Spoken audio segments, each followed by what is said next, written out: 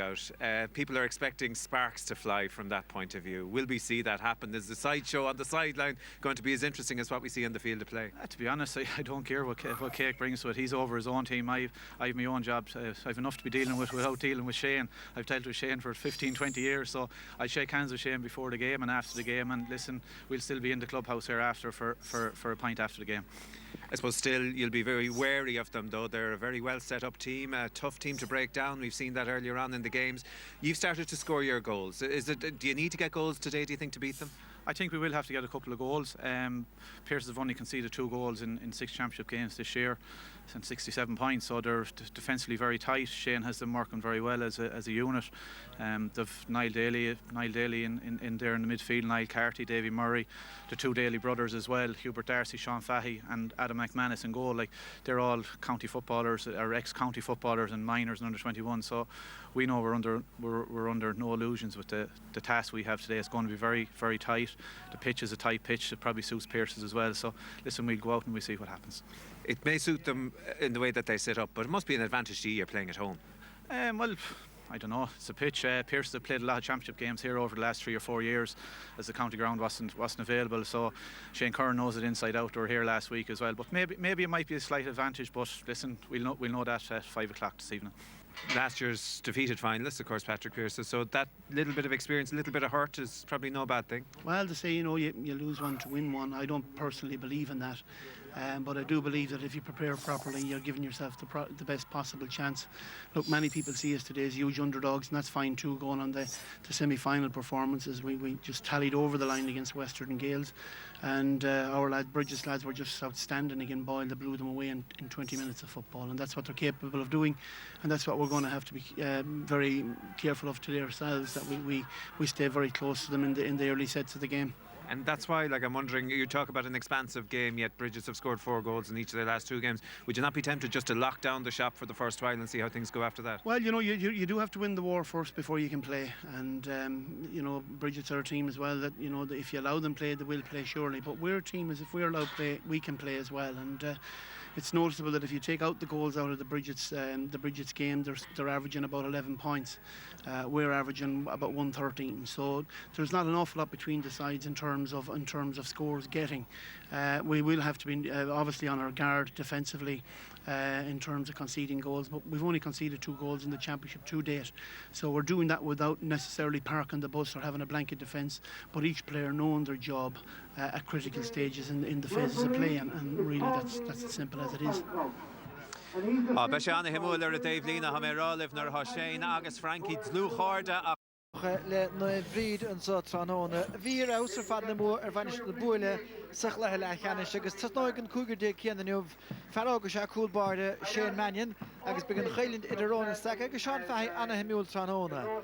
Hosnig an cóchapta an dardan le agus íon gurbaide gluthe canis na glub cúpla bliana hin agus bhí Kilbride agus Niall McInerney ar in Roscommon im léana.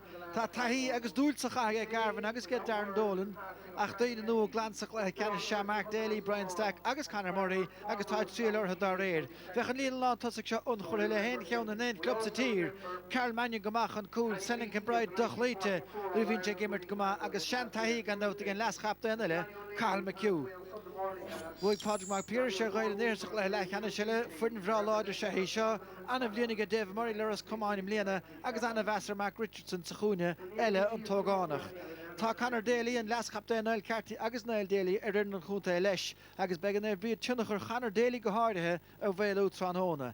Éman Donoghue agus Sean Fahey an bhirt athród an láinmh agus sticks an tosa is sé Fahey an príomh néascre agus tá fear chúin le Hubert Darcy daint séar a chomá. Nis nómad ciúin sa a gcuin ar Frank Dennehy ar uachtrán chuman lúch les gael Roscommon. Paddy B. Steve Stack leid a bhí le Roscommon im léana. Trastansa Ian Kilbride. Mar sin annach daoine siar ag trúdaí go cosint ag Padraig Mac Pearse agus Céagar Hain. Shane Curry go meach sé seo tarlúint. Stoch a gúilte de dírig beidir an chéad déine mit a chuirdíomh gan éin isce paoine hógan dear bord ach tá deise go Ronan Stack de thar leis se. Brian tá ní sa hí suasach ní hé siúdach an fear ar an nachad slat atá sé sin a bhla Darren Dolan agus an chéad scór agus nach Brown scór é. Yeah, Virginia tús an clíhan sin ar a bhí muid garcha na clips go bhfuil an cumas sin ag Garvan Dolan agus leis an bhí ní carteit in éair on spás a hórtó sin Darren Dolan a chur an trasna agus is tús ítach don ní Bridge. Sin na chiad chiicamach ge Adam. Pádraig Pearson ar tá siad ag géirí Beidir teannach ar Carl Mannion agus Senan Kilbride a bhfuilú sa clíthe seo. Sé Mannion atá sé sin na hógant agus taí bhaire barc seo agus Rohan Soch of Adanishta, Conor Murray, agus Niall McInerney, a bhainean le róid sin ar a chuig síiste fós a bhuaiseacht ach ord scór ar fadan son.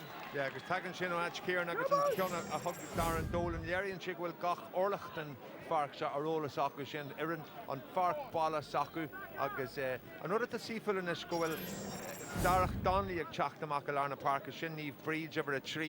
Tá á bhuachtain te go.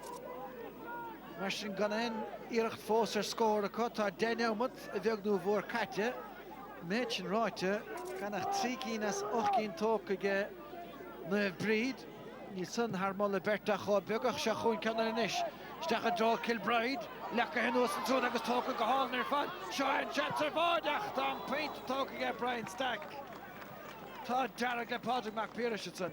Yeah, the stack of gimmers Hanaway him lean on Yergus Tashmant and Shin. Agus Senan Kilbride a Warker Hanaway him Shin again he Butler Neil Chonako Row Ward Egger and Cleig Gisha Jirak Jan and Shigalor and Shin Jirak and Lee Dolan which dag shoot us and order heck a hauling a gooside na gaihe and a feinte. Yeah, Shin Dolan er Sky and Shin mar a Hanak med Tusan Cleig and Shin like a reach Kahach will shik British East and a Piercing or in linear land Latossi Neil Shid agus that true. Sean Fahianish. Ceann an a háchtach búltaisteach again hí mór a bhí le spáráil ach tá sin a chláir a scóir. Agus na smíonn tú agus córna gíthe go thomlan ag ní Bríd níl siad Intre háil a tán an trosa ach Brian Stack.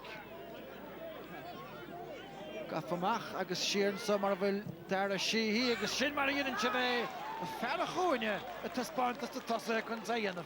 Yeah, Dara Sheehy agus na smíonn tú go bhfuil Sean Fahy go mar go han dóan tá sé ag tuairt daoine de leithéidí Dara Sheehy suas an farc agus sin an ballachas fear hanna a dhéanann ar a harangítar tú suas an farc cúg é chur thar an trasnán.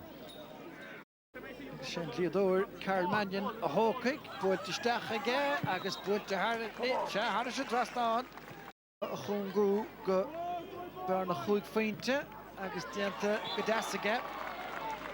Shane Omut a bheag nó bhór fáca sa chiad le. Ar thosaí siad go fáil agus codéta sa í sin beidir trí ceara chuilín níl cuaig chuilín sa bhí. Nus Carlo go Sullivan stechan sa fight again Niall Daly good evening to High Ronan her national sa Shane Chanson is here go stechan í fai nach gelota mar chul sin ag Pádraig Mac Pearses. Yeah, sin iad ar a skynar tá siad a gáil pussy an sin agus ní fearan iad a aon an irid sin cúil agus bhí daoine ag caintlum goleisteach an agus ará na tá siad thonan clíthe seo bhuacan caithí siad cúil a ail seo an céad cúil agus inis tá clíthágin. Tá go dain Brian Stack slíp do chula tóca ge siúd agus an fel cimiátar óhada sin Dolan a Ross stachaní Carl Mannion Carl Trisha hennig go hocrú agus sin peinte bog fight again bíd agus beg Shane Bucht. Senan Kilbride kicking the Sarah Gale to Corham Galore. They Kilbride inis sul quick vidro stado on good gniana shen vartan sa agus tá sé cutter yeshige is bailach. Bhfuil si gortaithe mar an rud a hála sa don Niall Carty sa céad ach de réir céile tá mí bhainnín a bhí choristeach ar na Pearsaí a gimach. Teachar sinnige Hubert Darcy nis sé chaiste sinnige nó maternach fada le Ian Kilbride sin na teachtanis agus rahí Cathal McHugh taobh le siúd Harris to trastáin again McHugh count a faintí unlay. Yeah, cóhiiscint clinian sin idir an dá McBride an sin bhí an céad duine Ian chun tosaí agus seansí. Ach tá son Stewart a go hálan ar fad an a feinte. Yeah, tá si Agus an chuma go sé go bra a ríist anna midóir an fersach a módíach an éisi gníanana go High Ronan na stig an níheach Darcy an tógánach bhí seantar féintige machchan sagarí Dolan Harris a trasnán ach a le héad the léimt an éireann sanna get Darcy. Yeah, agus ionintach an sin ag Darcy bhí sé díreach ar tí Trialo in Chas and Arkan Chis to us, Beckin Chit Dinyan Achni's Farna Hian, Current Haran Trasane, August Nila Cooley no wine in the iron, nor Sweeney to Greet, Sheila Bezer, Shach Cooley neither, after Husakedia, August Cornegi Hillob. Agus Philip began ní sa chéire ach tá traction dianta ga. Shannon Darna Sear Kekata Corha Haran Trasnan Doi because in Ishtashi needs Krinya Leshangi, the Maravini Breed Shakedia. James Kertegold in a bell ach tá siad am rú Clihanach gan an dulchan cína dhéana bhanis agus an falla cosanta agus ord agus agrar ige Padraig McPeirish. Mannion a fihir le chance. Darren Dolan. Chushen count Darnach amú. Buitisteach an trosage chan countsan cura Harrisha Traston. The Krogach the Gestinson. Agus Hilme Hen Goro on job Janta na Pearses nor a ranchit and Cossenchin Haring Shidi Trasnamak Agus Trasna. Nesha count Nis Lohe. Well, she's got Carter till she aga Hanawan Palish. Stone Gravel live. The Detach Patrick McPeirish saw Cossenchin Hurach Ardu Cart Manam and Dove. Stechel Horsley, Pertenson on a breed. Garvin Dolan in Ayanor agus Oscar a Hole Begaboil Gugurach Shan Council in 40. Well, Tasha the lock the Cossentori in the beer shock and Yahi Shin Haran Trasnan Gafirnach Manor Harnagan Sear Kek Trash in a park, Glakshi Gachtin than Getch, Agus Gafirnach by Yashil Nail Carty and Kid in a Fure, Nero She Red Dog, Hui Share Hulon Alawa, Rinchi there de Isle Rash, Agus Bian Comer and Scale Goron, Ek Janta Aku, Agan Chin Creaking in Chisuas like Dolan, Agus currently Haran Trasnan, Agus there's meaning to Shannon Darna cooling at a fight Garvin Dolan. Agus will be gachten a kind share and equivalent to the hen agus Nail Daily Larna Park agus Fearnach Hannigan Tour from Tarangrach Martha Ard equivalent Chaku Larna Park. She couldn't Garvin Dolan Johnny Hanratty going to come over in a Christian sort key in the Imro Shul Gil Toma agus Kush came das let even son agus Anna faint to air fat. Yeah, the Brian stack shake a dine a time suggestion. Yeah, over Intach Jantan Shin agus Anish. Tan Comer and Scale Becher go well on Lavan a Viagni na Pearses Jirach Tus on Lahasha Egmuelo in Eshagus Gwell on Jonas Far Egni Bridge. Sha Nilen Tor let Taris Minik right agus Nilen Osachquil Fear na Bentlesh agus ta Ariachta Vintico as and Dahish in Eshach Neil Ross the Beers of Hart Gafol Kick Sire a Herley. Tugan sé deist an bríd dína a Haring Shear Nish Connor Daly. Buitisteach or Idrón Chóla Gasú agus tá Darn chun leis a Gowson. Nish ó kick sair a bathe bhfuil anfuil grab Hubert Darcy sa chearnóig ní sim leis an réitóire an tarna cúl ag Padraig McPeirish. Turn up will in swing she agad as far just a Kaihu Stocker in the Carnoig agus Girach na Rabishek pastyle Coswell sa Kiad Lander in Sean Fahie. Emian Shesu as Hubert Darcy agus current Shes Justin Angache. Last book in Garnoig, Ish Marsin, Cora Marist, Shachonish, Patrick Kelly, agus Eamon Donoghue, agus Ta Dedidin to get done. On just a regular nach Roche, a Hillis go Humlan Kincha, Kyakun and Roche's Thesa Carno, agus Kiaga a well and Rarkus far now on Weircool, Lorian Shilesh, Fayan Shi on Cholas, agus Tugan Shin Kikaraka, Shin, Rachurach and Skyhin Shin Kaimira. Well, the bay Connor Daly via guest. She Paul Daly on Ray Tower, agus and Kinney Cart, agus Carl Mannion, a Prapoil, agus she not as far again, nach Embrori Padraig McPeirish, is na Didu Eden Nimmert. Shach Dermot Gully Ledol, agus Chance, Gemedisht, Cool, Chanderic, and so. A Shoshan class Shikoliach that Immercheg and Rate again cool by Adam McManus and Shin. Just Liganton Iridama August is fair Jagol, either Porch na Kika Erica. Ganishly kick Erica, agus Voil Carl Mannion, and Trasnon. So like Ganish, Sasha Kuraharish and Trasnon again. Nachat Maravian.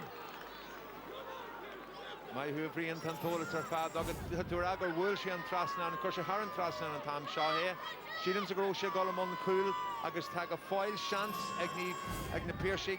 Ronan, Ganen, Leshka Squeal Fay, which I may have for real, Ta, Nilutsanach and Charu counter Fadaka, Morabun Nagas Nagin, Garvan Dolan tá iniligan versa Kenach Eno Gonachai McHugh Ruher Mahansag de Kilbride Stachan Sagas Fighter Nashiga Sheshan Kirkinunach Ian Kilbride Cool Doug Gietsko. Well, Shawnee Breach Arishkai Fuejach is Salad na Leroyche Nura Iron Sheet in Neil Sheet a goal air gallant Tanya Pearses a wad ro skill shock a Salad na Leroyche Neil Sheet Luchor Galo Doive August Ann Creek and Shin oh Ian Kilbride Nura Fursian Leroyche Gulf Reach be on Cossins Bristja Egge Boyle fighter a hands Achta Garvan here Garvnach Carl McEwen so a Welt le Gachayan fast Dievso Senin Kilbride-ish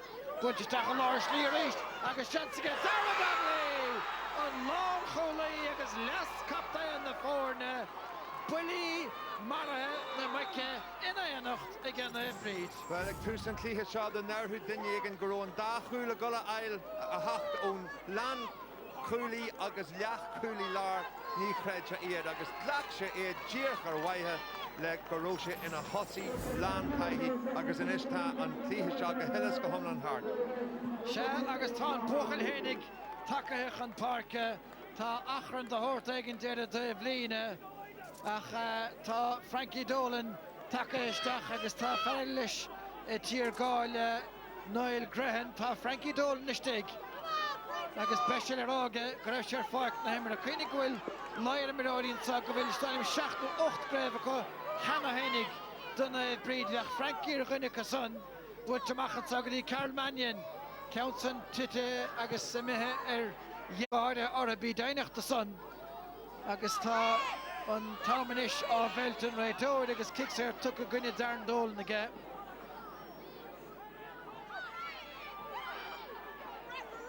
Well, like a point to show, I should be going to the Dolomon Achran agus Frankie Dolan the tax stack a go there to Grahar Garvan agus an ish touched and there Kachele Gart agus Shane through Grahar like so.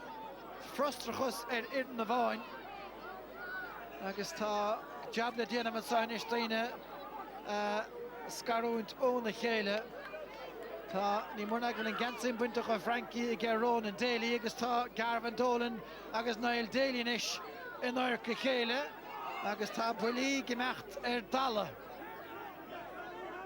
Milin Hiele sin Gahera who hivni bridge there will Clehe Ella le Himmer Chop Major a young Kekisha near Ve Chop Clehe Salach Harabi Hilme Hin Guru Seer kick Tilshigni bridge and Shin Ganers Dugganche and kicking the Yeagers and Shin Talian and Sluchas and Shin agus Jason Race George Shear Dowershire agus Pedro go back and Mitchcarted Jarrigan Chop.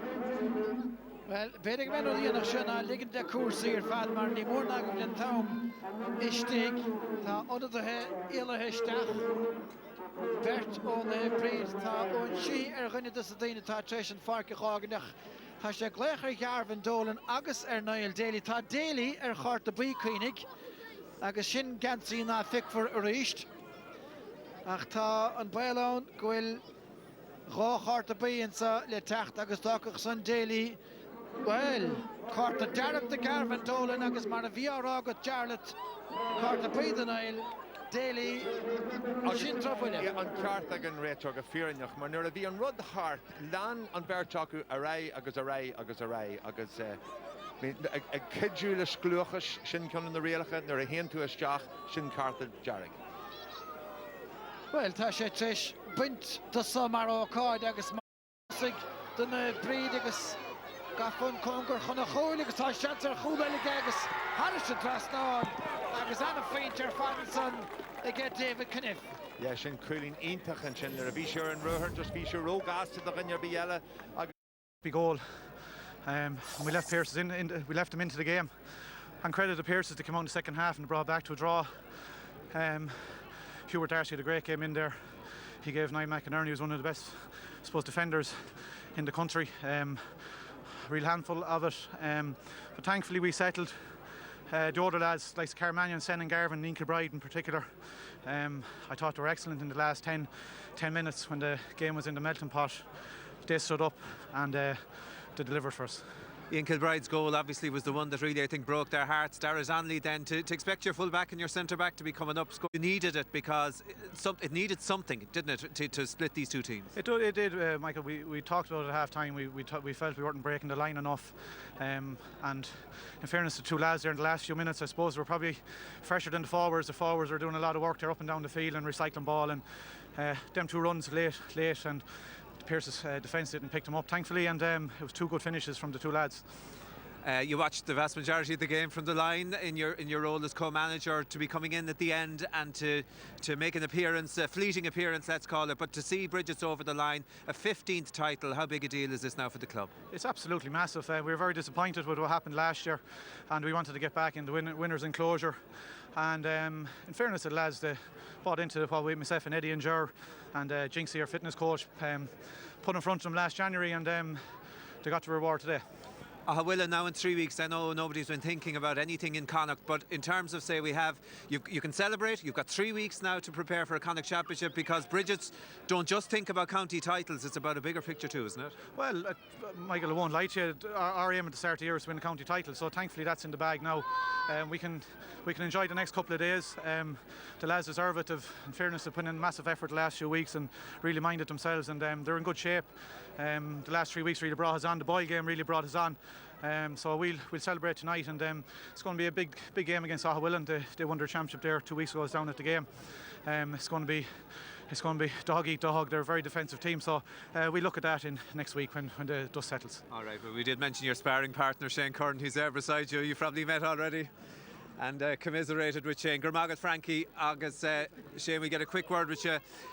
Tough luck. I mean, 'twas a ding-dong battle, wasn't it, for long periods of that game? I thought our lads just showed great courage, came back from 5 points down at one stage, back into the game, 1-2 points at half time. We felt we'd done a right good job, but look at you've seen the quality of the lads, the Brigids lads in the end with the 2 goals, and that ultimately was the difference. And we had maybe chances to close the game. When we got level, we couldn't get our hands on the ball. We turned over a couple of balls in the middle of the field, that regretfully ended up with scores, and that's the quality of the opposition we were against. But I'm very proud of my players, very proud of the lads, the way they behaved themselves and the way they brought the game to a great, courageous team. And look at, we'll try and get back again next year. It was a real battle, and I mean a battle in every sense, and we've seen that a few times. It happens. It was a real. You had to. I mean, people were going really to the brink to try and get a victory here this afternoon, weren't they? Well, I think it was a great advertisement for football. I think it was a great advertisement for Roscommon football. I think the players put their necks on the line, both sets of players, and I'm certainly very proud of my lads, and that's all we can ask for, that they give 100% on the pitch. And anybody that was tuned in today, I think they've seen a top quality game of football with honest endeavour on both sides. And there has to be a victor and there has to be a loser. And regretfully, it's not Pearses' year, and it's Brigids, and that's what we have to contend with now, and dust ourselves down and see can we go again next season. After the 2 goals that you got, you did manage to get level twice, but never managed to put the noses in front. Psychologically, how big a deal was that? Yeah, if we're just saying to the lads there with 9 minutes to go, so if we can get our noses in front, we'll win the game. But we turned over a couple of serious bad balls in the middle of the park, and when you do that against this level of opposition, you're in trouble, and that's what happens. We ultimately paid the price for it, and the 2 goals that they scored came from their half-back line and their full-back line, and runners that we just couldn't stick with, and that's the quality of the players, and that's it. And look at, I'm very, as I said again, I think Pearses made a really good battle of it with 7-8 minutes to go. She was level, and